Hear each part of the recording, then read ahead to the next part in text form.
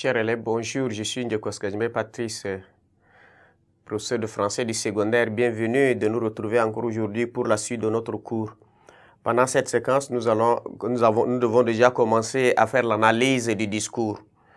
Et pendant la première séquence, nous allons analyser la première partie du discours qui est titrée « Lien entre l'artiste et les autres ». Albert Camus va donc nous montrer ici quel lien entre l'artiste et les autres. Vous savez, il nous a semblé qu'une analyse convenait ici mieux qu'un résumé à cause de la densité du texte, de son caractère parfois allusif et du sujet qu'il traite. Cependant, nous respecterons presque toujours l'ordre de développement. Vous savez, dans la première partie, Camus va parler du lien entre l'artiste, entre l'écrivain et les autres. C'est-à-dire le premier paragraphe ici est consacré notamment à parler du rapport qui unit l'écrivain ou l'artiste aux autres hommes. Il commence donc par deux affirmations complémentaires. Il va dire l'art est une nécessité vitale. Vous voyez ça? Il va dire une nécessité.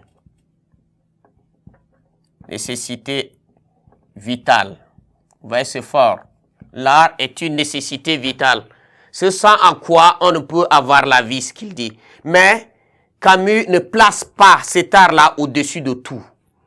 Et aussitôt, à plusieurs reprises, il écarte toute idée de supériorité ou de solitude altière. C'est-à-dire, il ne cherche pas ce qu'il produit, ce qu'il connaît.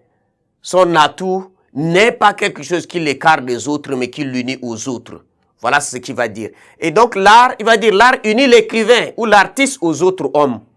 Et il en donne une définition qui va dire ici, l'art est un moyen d'émouvoir le plus grand nombre de personnes en leur offrant l'image privilégiée des souffrances et des joies communes. Voilà, c'est ça. Et vous voyez, chaque terme mérite ici d'être pesé. C'est-à-dire un moyen d'émouvoir. Vous voyez ça. Un moyen d'émouvoir. Ici. Un moyen d'émouvoir. Et donc, exclut ici un art qui ne mettrait pas au premier plan la sensibilité. Ce qui est très important. Parce que quand on va parler de rôle de l'écrivain, peut-être que ce qui peut le guider, c'est ici la sensibilité, qui est une des trois puissances de l'homme. Vous voyez ça? Les trois puissances de l'homme. Nous avons l'intelligence, la volonté et la sensibilité. Mais ce qui peut unir l'homme aux autres, c'est qu'il est sensible. Il y a beaucoup d'hommes qui ne sont pas sensibles. Quand vous souffrez, vous êtes à côté d'eux, ce n'est pas leur problème. Il y a des gens qui trouvent le plaisir même dans la souffrance des autres, puisqu'ils n'ont pas cette puissance-là. Dieu ne leur a pas donné cette puissance. Et donc voilà, l'art d'émouvoir tout le monde. Donc voilà, c'est ici, c'est l'art qui met au centre la sensibilité, qui n'est pas qu'intellectualité, qui n'est pas seulement recherche verbale. Vous voyez, il y a des gens qui parlent pour plaire aux gens ou soit pour se faire voir, qui ont l'art oratoire, ils parlent, mais au fond d'eux-mêmes, il n'y a pas l'humanisme. Voilà, c'est ça. Et il va parler de plus grand nombre de personnes. Plus grand nombre de personnes. Voilà, c'est ça.